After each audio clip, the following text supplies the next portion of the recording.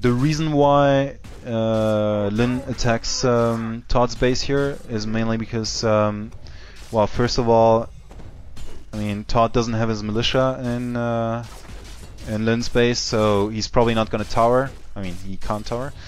But on the other hand, Lin actually has to keep the focus away from his army, from his base, sorry, and try and do some damage himself. So that's what he does. He kills Spellbreaker and 3 peons, and he actually gains level 5, which is very, very strong. I mean, as everybody, whoever plays against a level 5 TC knows that level 5 TC is just a beast and does a whole lot of damage. Not to say an F load of damage or an S load of damage. Todd attacking Lin's altar, well, I mean, it's no real point except for the fact that, I mean, he's making Lin lose a lot of resources by repairing.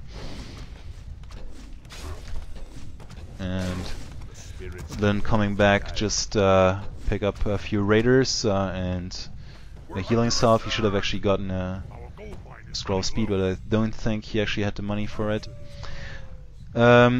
So I think Lin's idea here is to actually go and harass Todd's base with the TC and the raiders, because, well, I mean, as everybody knows, raiders take down bases quite quickly. Whereas, or maybe not. Yeah, no, I think that was his initial idea, but then he saw that his Farseer got out again, and he actually wants to meet up with his army again. And here, a very good meeting up of the army just when he meets Todd's army. And yeah, Todd really has to TP out there. I mean, he's definitely outnumbered. There's really no chance of a fight there. So Todd is actually losing this game pretty badly, I mean, at this stage, because he's at 36 pop and his heroes are 5-3 against 5-4 and nearly 5 on the orc side. So Lin really has a big advantage. Well, yeah, he has a sizable advantage. And so, since the main mines run out pretty soon, Lin really, I mean, really has to try and expo. Because he has an advantage, he will probably be able to keep the expo. I mean, that's probably, I mean, that's the thinking behind it.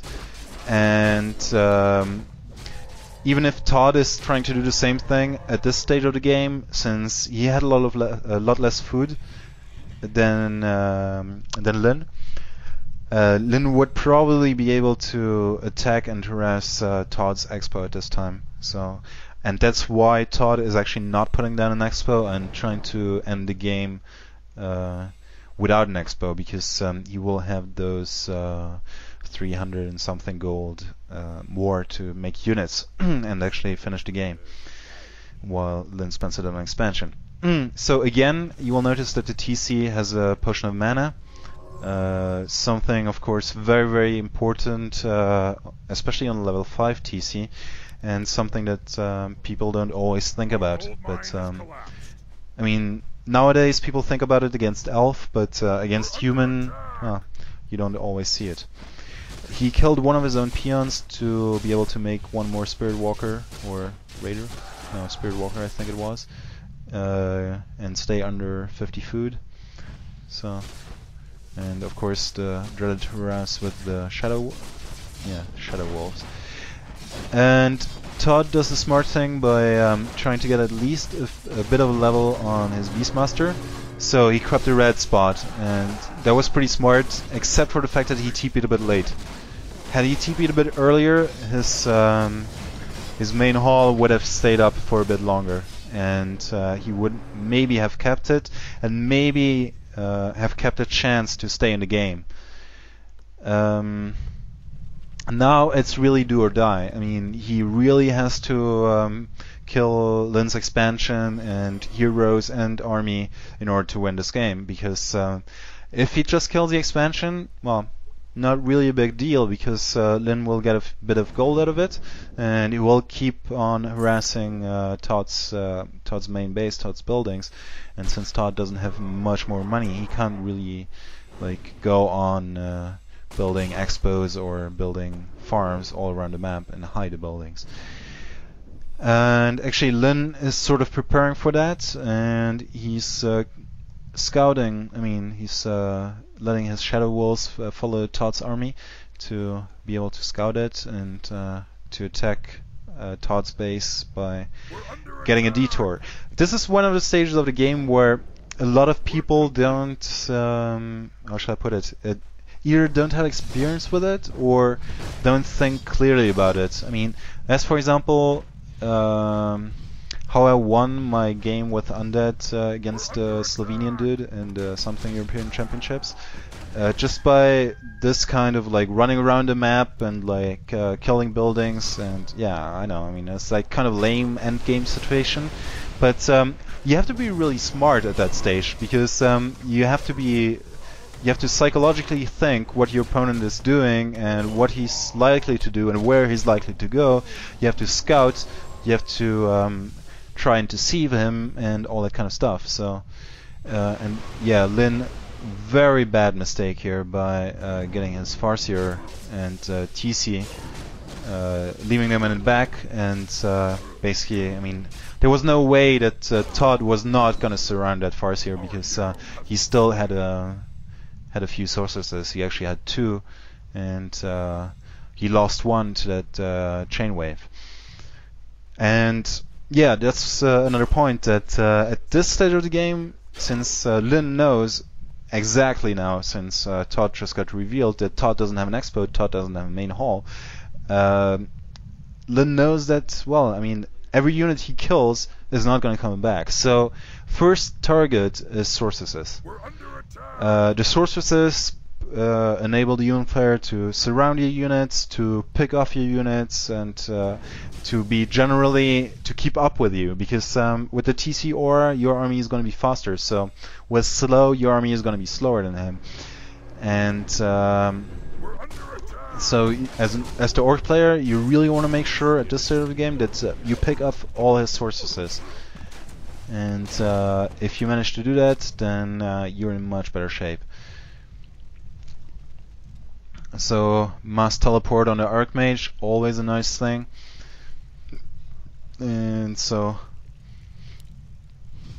yeah, basically it's not looking too good for Lin, except for the fact that he is reviving his Farseer and Todd is actually attacking the Expo instead of the altar. So I mean, which of course is good, by a good choice by Todd, but I mean, so the Farseer will get out, and Lin still has a decent advantage.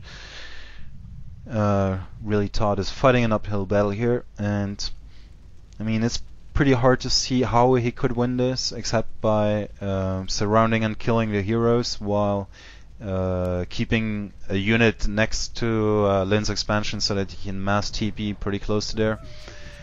But still, I mean, it would be pretty hard, and probably would rely on a mistake on Lin's part to actually win this game.